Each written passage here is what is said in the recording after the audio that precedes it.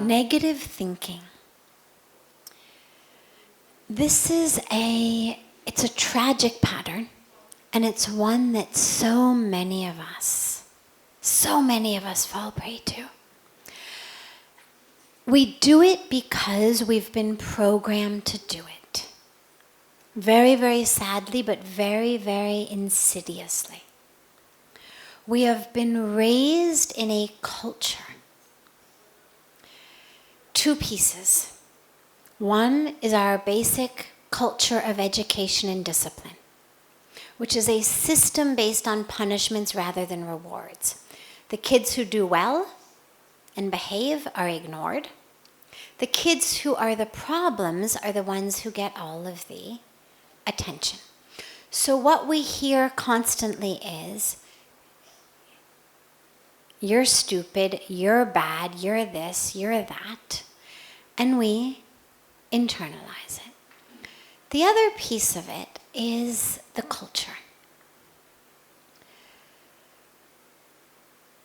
The media and politics and everything in the world is rooted upon and founded upon convincing us that we are lacking something in our lives that they are going to fulfill.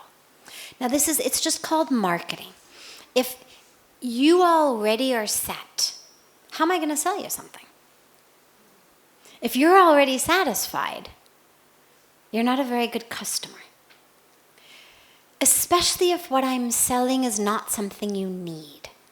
People who sell apples are probably never going to go out of business. But if what I'm selling are clothes or cars or vacation packages or beauty products or any of these things, I need you to feel that there is something lacking in you which my product is going to solve. So either you are too dark or you're too fair.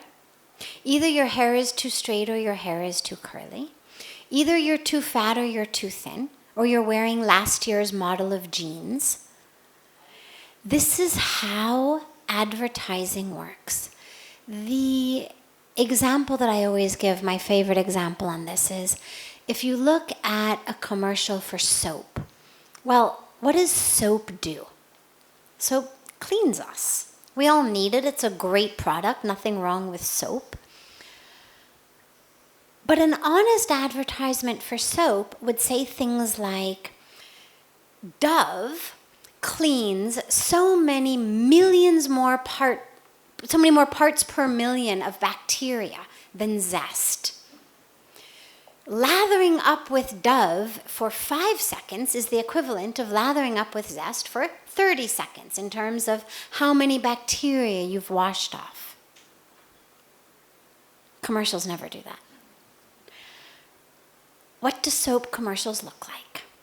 They are beautiful people singing in the shower as they lather up in the morning and their bathroom is all steamy and their husband or wife or boyfriend or girlfriend is also in the bathroom singing, and then they go out and their child has miraculously gotten himself up and had his breakfast and done his homework, and then the family walks out the door hand in hand, and all you see is just a little thing that says Dove or Zest, right?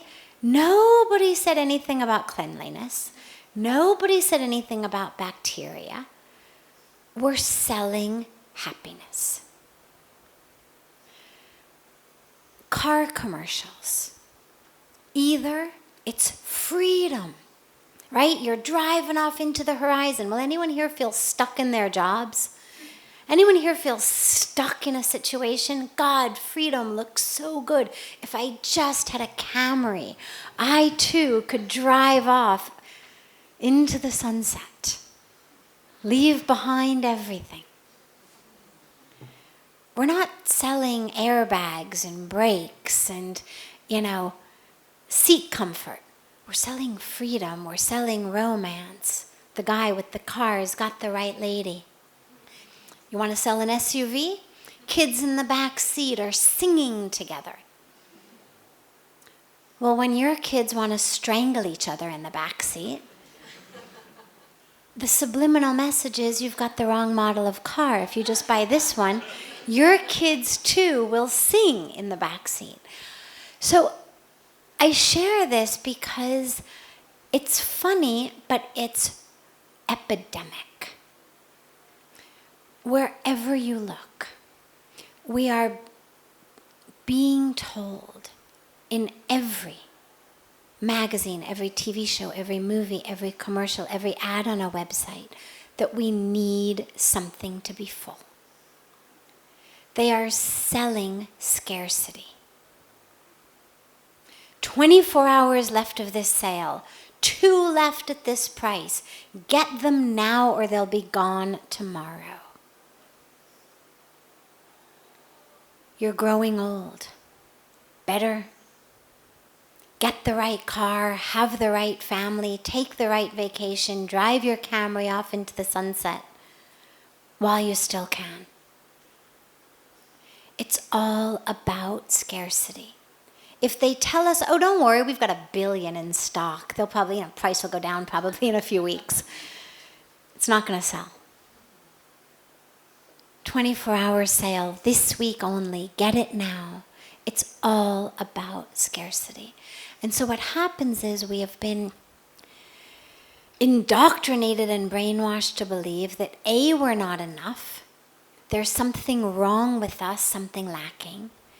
B, these people have it. And C, you're running out of time. Now that sounds very superficial. And even if we don't internalize the message about the car or the soap, we do internalize the message that we're not enough. We do internalize the message that there is something wrong with us. And so we take that out in our lives. And the way to deal with the negative thoughts, first of all, is to make a commitment in your life to compassion and to make sure that that commitment includes you.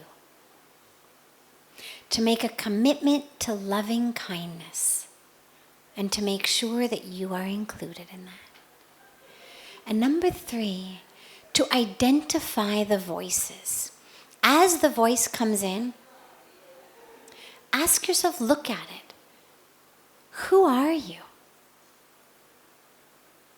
Are you a commercial? Are you my 5th grade teacher? Are you my mother who meant really well when you said to me, why can't you be like your older sister? I mean, parents mean well. They don't mean to mess us up forever. It just it happens. And again, it's not their fault. Look at any 25-year-old. They're kids. That's how old our parents were when they gave us these messages that we're carrying for decades. They were doing the best they could. But they were 23, 24, 25. They were babies, figuring it out as they went along. They didn't mean how it came out. But we internalize it. You're the stupid one. You're the messy one. You're the ugly one. You're the whatever.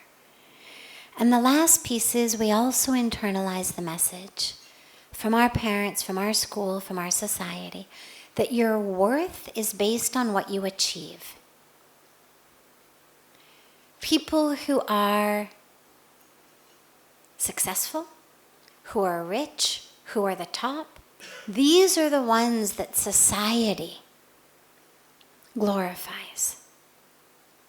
And the message is your value, your worth is inextricably linked with how much money you make, how high you have climbed on the career ladder, whether you're the president or CEO versus the mail clerk. Not just your salary is dependent, but your entire self-worth. And so we internalize that. And even if we don't go a traditional path, and even if we're not climbing a ladder to be a corporate VP or CEO, maybe if we could dream so high, we've still internalized the message that you're only as worthy as what you achieve. And today, sadly, living a normal life has become sort of substandard. Today it's all about what are you going to do that's never been done before? What are you going to do that sets you apart? It's a disease. I mean, really, it's actually a very, very serious disease afflicting pretty much everyone between the ages of about 10 and 50, but primarily the younger. It's a recent disease. Look at your parents, look at your grandparents. I mean, did anybody's grandmother want to, do something that no one had ever done before? No, she wanted to raise a family and, cook a beautiful casserole that would feed her family and maybe have a garden. This was enough. Do some charity. Invite the neighbors over for dinner. This is what life was about. Today, you've got to do it all. You got to have a career. You've got to have a family simultaneously. Take care of your health. Squeeze your own organic juice. Get to the gym. Meditate. Do yoga. And stay peaceful and loving and happy while you do it all. I mean, really, the standards have become just insane for what counts as a legitimate life. And so no wonder we're all telling ourselves over and over again, you're not good enough. We've created a standard that none of us can possibly achieve. But again, like what I was saying in the earlier question, is when you look at it, it tends to dissipate. If we can look at it and say, oh my God, I can't believe I've gotten sucked into that model. I can't believe I've been brainwashed. Wow, yeah, you're right. My grandma was a really happy lady. Like, deeply fulfilled. Not that that's what I want to do with my life, but that there's nothing wrong with that. I actually have a lot to learn. A lot to learn from the elder generations about life. And so if we can just look in and recognize we are enough, it's not about what you do. It's about who you are. Let that be your gauge. Not what you do, but who you are. And if who you are is compassionate and loving and kind, it's a fantastic achievement. Just remember to extend it to yourself.